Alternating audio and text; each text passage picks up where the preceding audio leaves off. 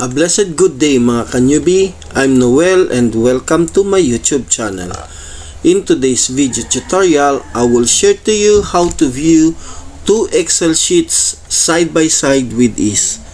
But before we start, I would like to greet you a Merry Christmas and a Happy New Year to everyone. And if you are new here in my YouTube channel or not yet subscribed, please don't forget to like, subscribe, and hit the bell button icon for updated weekly educational video tutorials. Now, let's start.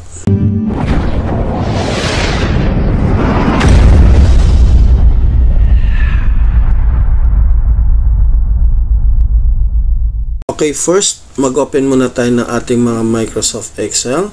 And in this presentation, kung mapapansin nyo, nandito ang file na natin, nakapag-create na ho tayo.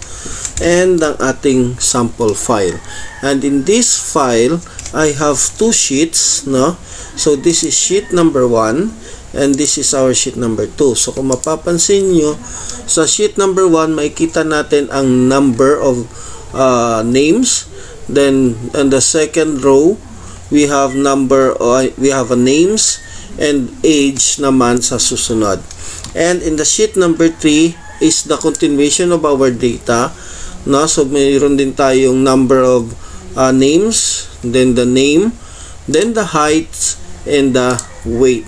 So continuation lang siya. Nangyayari ito kasi sa ating mga data, especially sa ating mga teachers, no? And ganun din sa mga professionals natin and students. So continuation, parehas lang ang data pero magkaiba yung data sheets natin.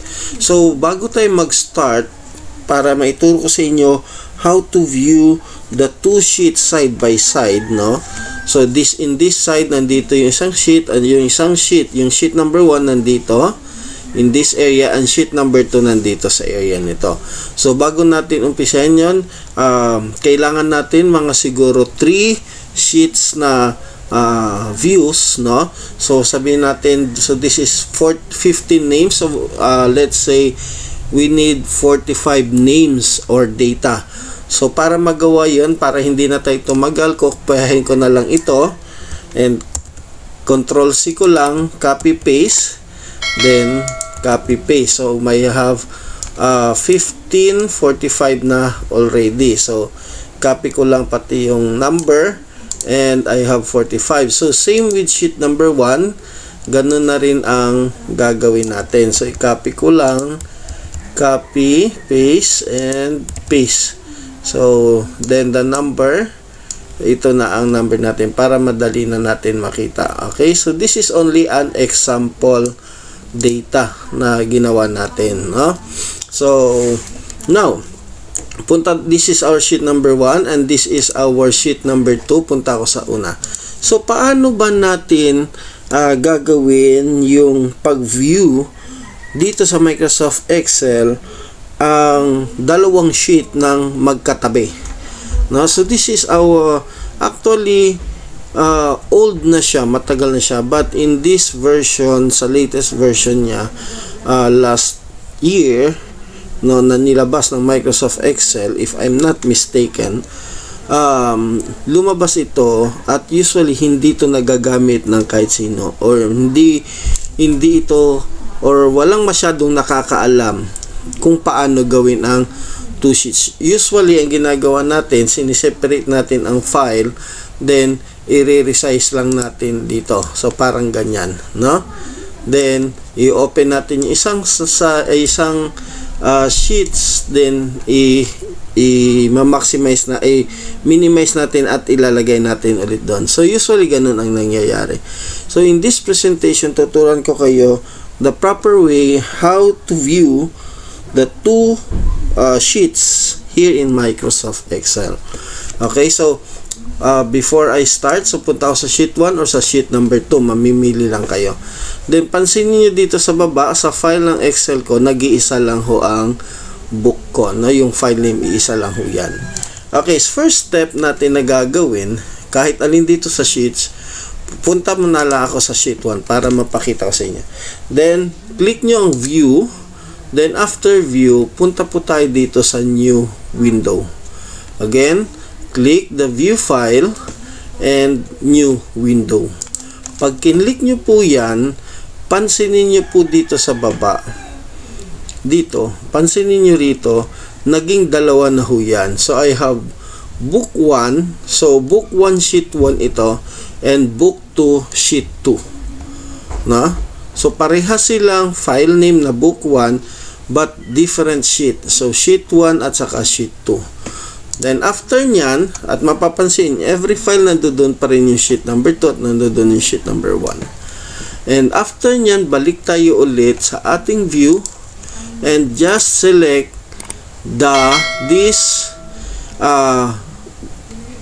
icon, the view side by side. Okay?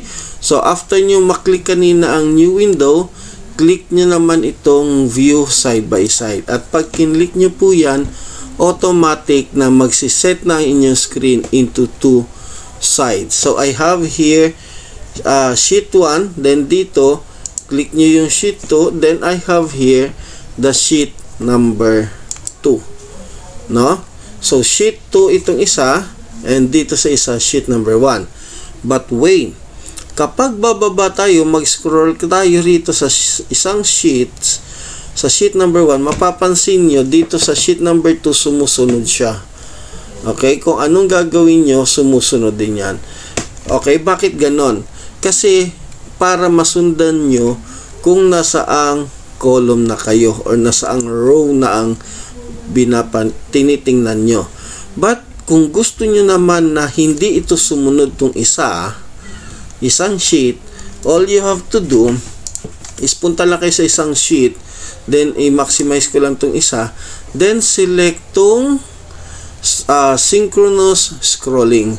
So, itong synchronous scrolling, pag sinelect nyo po yan, ang mangyayari po dyan kasi ay i-stop niya ang pag-scroll or sasabay doon sa scrolling ng isa. Okay, pansinin natin, click ko po yan, then ibalik ko po siya sa slide ulit. Then, kung mapapansin nyo, pag nag-scroll ako rito, dito sa kabilang sheets, hindi na siya sumusunod. Okay, ulitin ko lang. Kapag kinlik ko po siya, dito, in-uncheck ko po yung synchronous scrolling, hindi na po siya babalik. Ngayon, pag kinlik ko siya ulit, at ibinalik ko doon, mapapansin nyo, susunod siya ulit. Okay? So, kapag kinlose ko itong isa, which, babalik po doon sa kabila. Now, kung mapapansin nyo, bakit tayo nag-new window?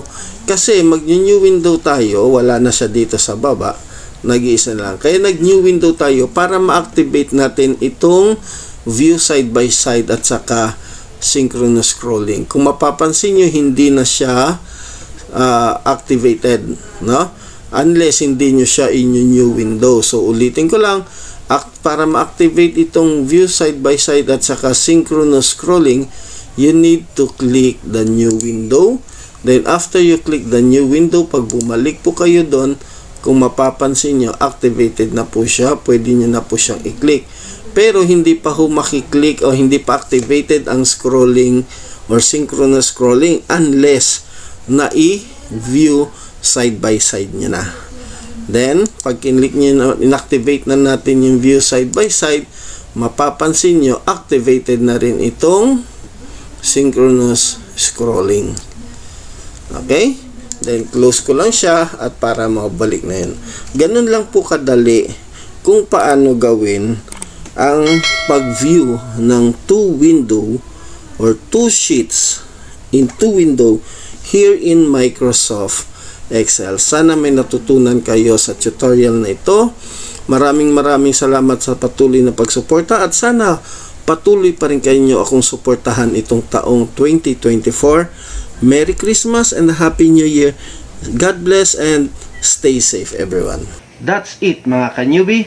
Sana meron na naman akong naibahagi sa inyo na bagong kaalaman at para sa mga susunod na video tutorial, mag-subscribe to this channel and click the bell button icon para sa mga updated video tutorial. If you have any comment, suggestion, don't hesitate to comment below. See you mga ka-newbie. Hanggang sa muli. God bless and stay safe.